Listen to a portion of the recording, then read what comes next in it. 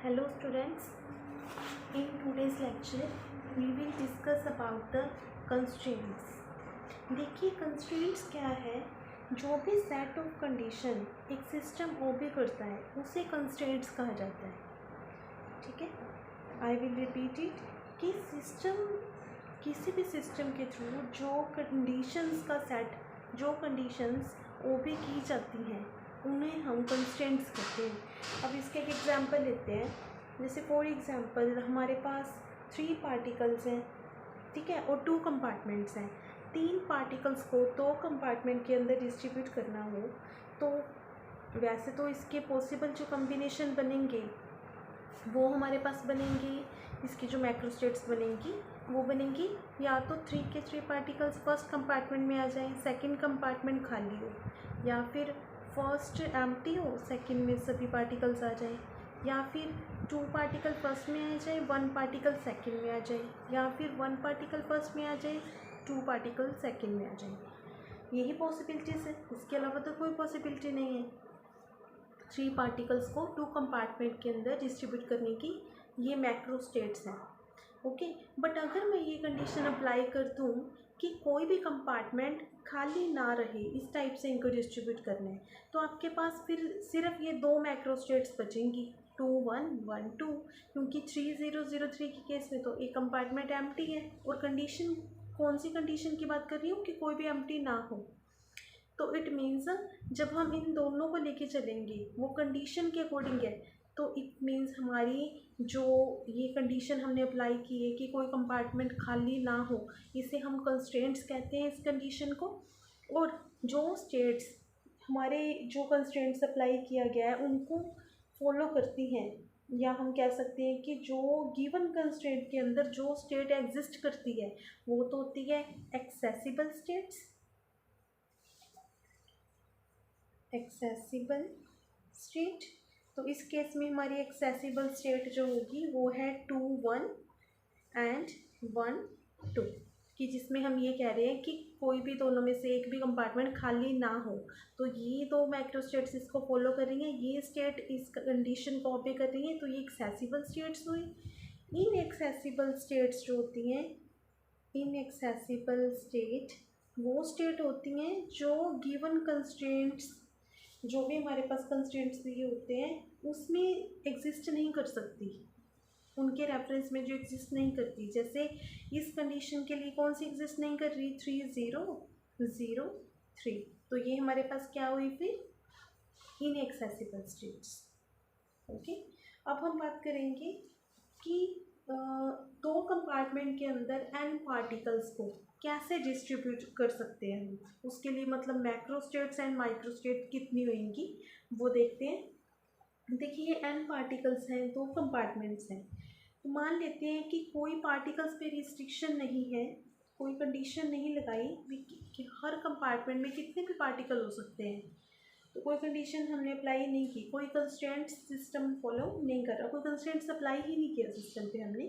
तो n particles को अगर मान लो k कंपार्टमेंट के अंदर डिस्ट्रीब्यूट करना हो, k मीन्स एनी वैल्यू, कितने भी कंपार्टमेंट हो उनके अंदर n पार्टिकल्स को डिस्ट्रीब्यूट करना हो, हम पार्टिकल्स तो लेके चल रहे हैं n, ओके, n पार्टिकल्स की बात हो रही है, एंड k क्या है, k नंबर ऑफ कंपार्टमेंट्स।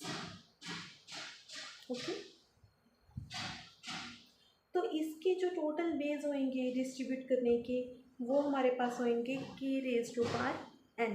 ये हमें पता है, ये पहले भी बात कर चुके हैं प्रीवियस टॉपिक्स में। तो दैट मीन्स 2 कंपार्टमेंट के अंदर अगर n पार्टिकल्स को डिस्ट्रीब्यूट करना हो तो उसके कितने वेज बनेंगे, 2 रेज टू पावर n। तो ये क्या बता रहे हैं हमें, नंबर ऑफ माइक्रो स्टेट्स को, number of micro states. Okay, तो इट मीन्स हमारा इस केस में जब हम कह रहे हैं ना कि 2 कंपार्टमेंट हैं, n पार्टिकल्स हैं, इस केस में नंबर ऑफ माइक्रोस्टेट्स बनेंगी 2 रेज टू पावर n। अब देखिए हम देखते हैं कि पॉसिबल मैक्रोस्टेट्स क्या बनेंगी, कितनी बनेंगी।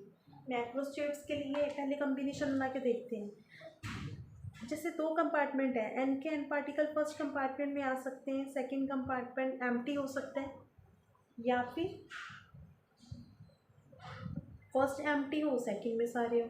इसी टाइप से n-1 पार्टिकल अगर फर्स्ट कंपार्टमेंट में है तो जो एक पार्टिकल रह गया वो सेकंड में जाएगा, या फिर फर्स्ट में एक हो सेकंड में n-1 हो, इस टाइप से ये चलता जाएगा।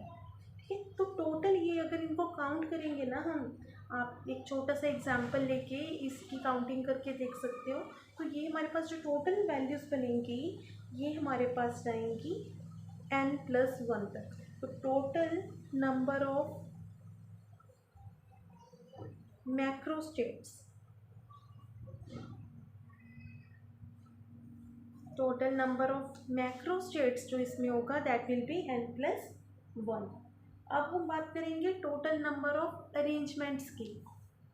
तो देखिए n पार्टिकल्स हैं जिनको अरेंज करना है हमने। अब n पार्टिकल्स n पोजीशन को ऑक्यूपाई करेंगे, नो डाउट।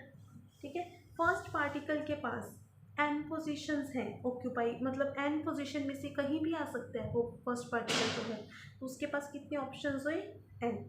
सेकेंड पार्टिकल को कितने ऑप्शन मिले, मतलब देखिए सिंपल एग्जांपल लीजिए कि सपोज हमारे पास 3 टॉफीज़ हैं, 3 टॉफीज़ ने ये जगह ऑक्यूपाई कर ली। ठीक है, अब फर्स्ट टॉफी जो थी उसके पास तो तीनों ही जगह खाली थी, कहीं भी आ सकती थी। अब फर्स्ट यहाँ आ गई तो सेकंड टॉफी के पास तो ऑप्शन मिले कि या यहाँ पे रखेंगे या यहाँ पे रखेंगे उसको। ठीक है, तो उसके पास एक ऑप्शन कम हो गया। थर्ड टॉपी है, थर्ड जगह पे आगे उसके लिए सिंगल ही ऑप्शन बचा।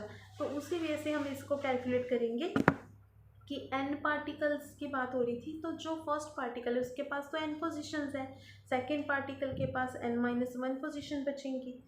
ठीक है, इसी टाइप से जो हमारा थर्ड पार्टिकल है उसके पास n-2 पोजीशन बचेंगी, एंड सो ऑन। लास्ट में जो पार्टिकल रह जाएगा nth, उसके पास तो एक ही पोजीशन बचेगी।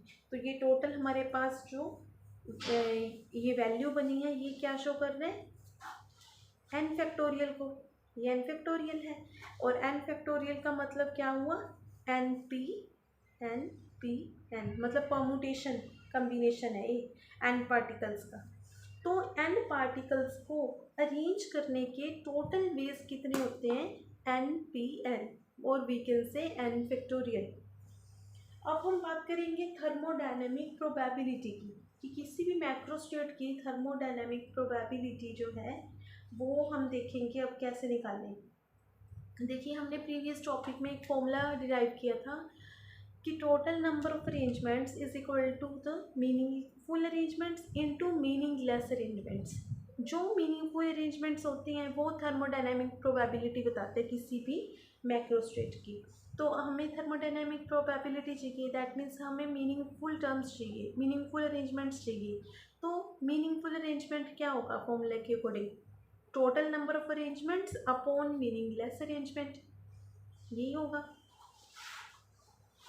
एक्चुअली देखिए मैं आपको एक बार रिमाइंड करवा दूँ, हमारे पास क्या फॉर्मूला था कि टोटल